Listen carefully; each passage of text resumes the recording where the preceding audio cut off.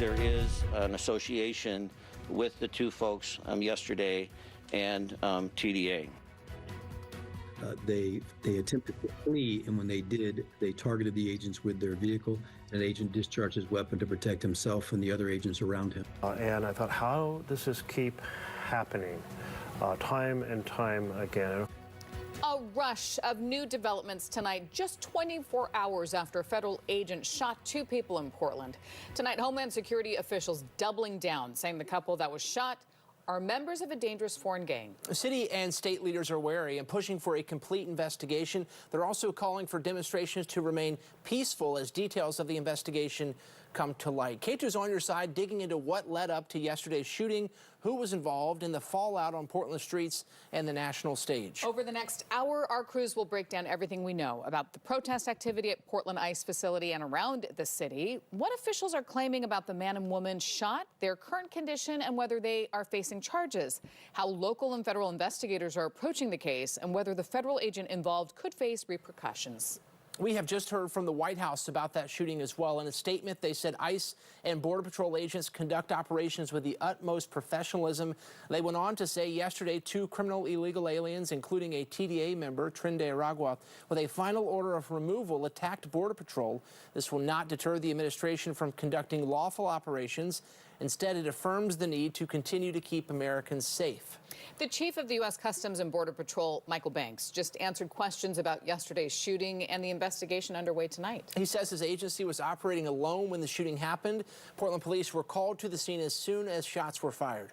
In this case, Portland PD has been invited to work alongside of us in operations, and they've refused to participate under the argument that they don't participate in immigration enforcement.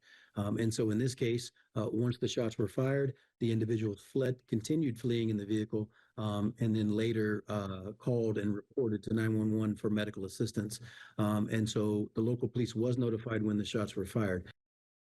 He said that one person was shot in the arm, the other was shot in the chest. He says once they are released from the hospital, they'll be charged with assaulting a federal agent. The investigation surrounding the agent's use of force will be handled outside of Customs and Border Patrol. Portland Police Chief Bob Day confirmed this afternoon both of the people shot yesterday are in stable condition. He also confirmed the Department of Homeland Security statement claiming the pair are believed to have a connection to Tren de Aragua. They do have some nexus to involvement with TDA. We can confirm that. And there's also been involvement with the 2 people who were shot yesterday by the federal officers through some criminal cases out in Washington County. This in no way draws a through line to the actions or the behaviors that occurred yesterday. Chief Day says this is a regional investigation and they cannot share all of the details because the investigation is ongoing. His message quickly turned emotional.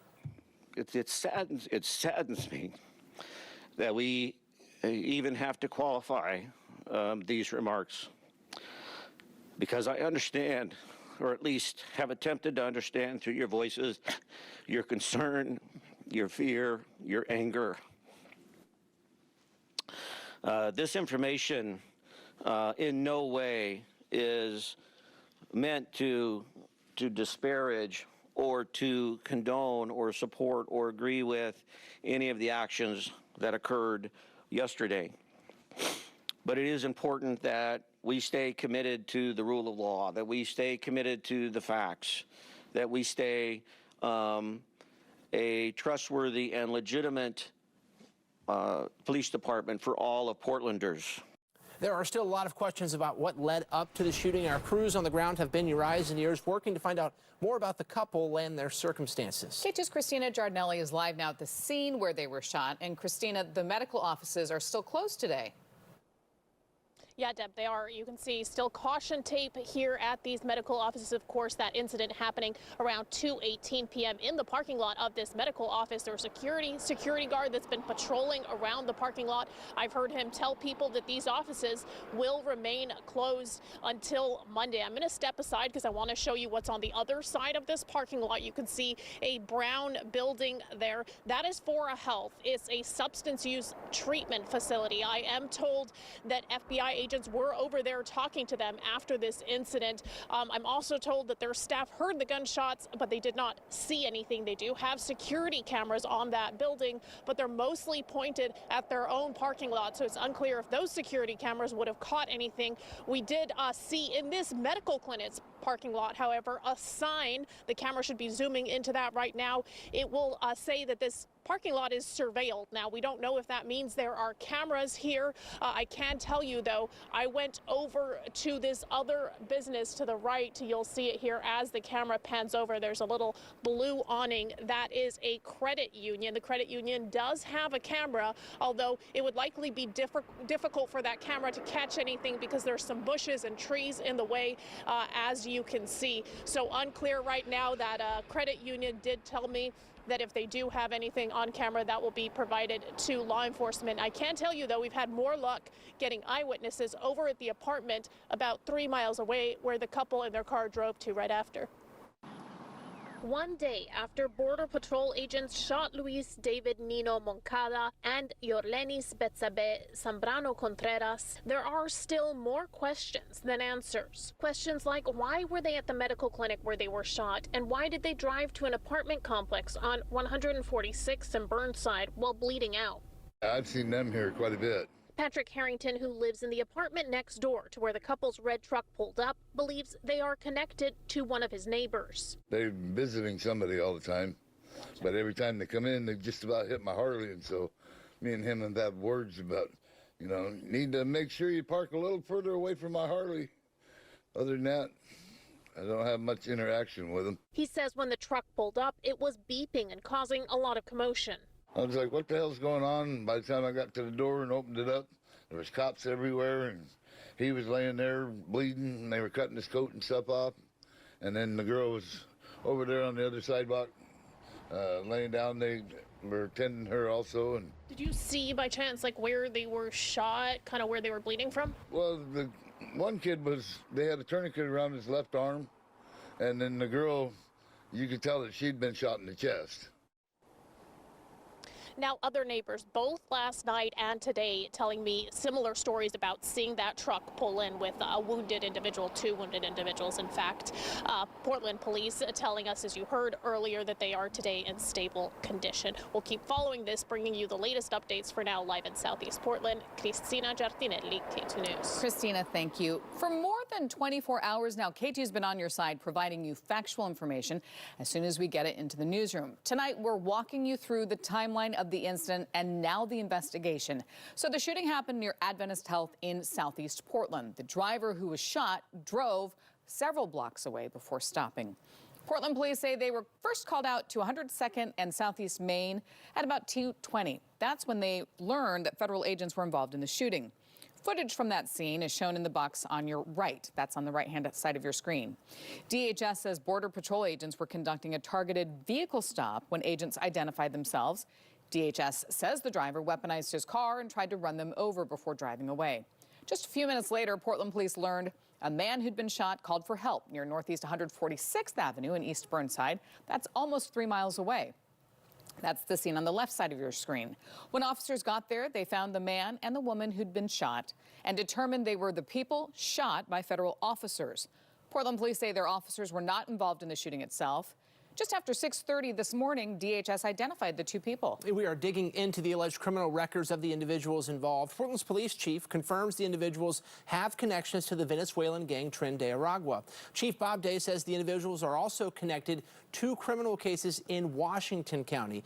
DHS says Luis Nico-Moncada entered the country illegally in 2022 and was since arrested for a DUI and unauthorized use of a vehicle. They say he also has a final order of removal. Court records show Luis Nico-Moncada has an open DUI case in Washington County. The indictment says he was caught driving under the influence of alcohol. The passenger in yesterday's shooting, Yorlenys Zambrano-Contreras, is listed as a witness in those grand jury proceedings. Nico-Moncada also has a number of speeding tickets in Multnomah County. Court records show he also received a protective order against Zambrano-Contreras. He wrote that she hit him with her car and told people she would kill him the next last time she saw him. A judge approved that request in late November of last year. DHS says Zambrano-Contreras entered the country illegally in 2023 and played an active role in a prostitution ring. They say she was also involved in a prior shooting in Portland. The police chief says she was arrested for prostitution in Washington County.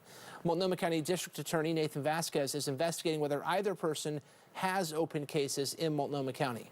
Well, the assistant DHS secretary spoke to Fox News today about Portland. Here's what she had to say. So this was a targeted traffic enforcement stop. The target of this traffic stop was a female, 32. She's a affiliate of Tren de Aragua. She is involved in a prostitution ring. As many of your viewers are probably familiar, Tren de Aragua is a gang out of Venezuela. They enriched themselves largely through drug trafficking, but also the trafficking of young women. As DHS mentioned, the alleged gang and the two people are a part of Tren de Aragua is a transnational criminal gang that originated in Venezuela in the early 2010s. The group formed inside of a prison where it was able to gain control and expand operations beyond prison walls. Authorities say the gang is involved in extortion, human trafficking, drug trafficking, and violent crime. As Venezuelan migration increased in recent years, Tren de Aragua spread into multiple Latin American countries and parts of the U.S. Law enforcement agencies now identify the group as one of the most significant organized crime threats to emerge from Venezuela. Portland police say they arrested 6 people outside the ICE building in South Portland last night following the shooting. 5 people were arrested about 9 p.m. after police asked them to move out of the street. One was 24-year-old Seth Todd. You might know Todd as the Frog. Police say they arrested a 6th person around 11:30. Charges range from disorderly conduct to riot. According to court records, all 6 people are scheduled to appear in court on Monday. Oregon Senator Jeff Merkley canceled a scheduled town halls today to stay in Portland and monitor the new developments. I spoke to him earlier today. He cautioned that much is still unknown. It's so important that we have our state and local officials involved in that investigation. I really applaud our Attorney General of the state for saying that he's going to look into the behavior and see what can be learned about these agents to see if they were following the law. But we know way too little at this point, and an intense investigation with transparency and accountability is incredibly important. Protecting reproductive health when it comes to... Oregon Attorney General Dan Rayfield's office says he plans to investigate what happened. Republican state senator and gubernatorial candidate Christine Drazen also talked with Katu today. We have an opportunity right now to be patient and calm and get more information on exactly the nature of what happened yesterday in Portland. But I can tell you this.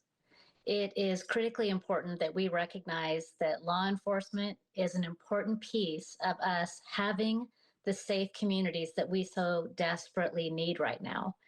We need law enforcement in our communities to be able to arrest criminals.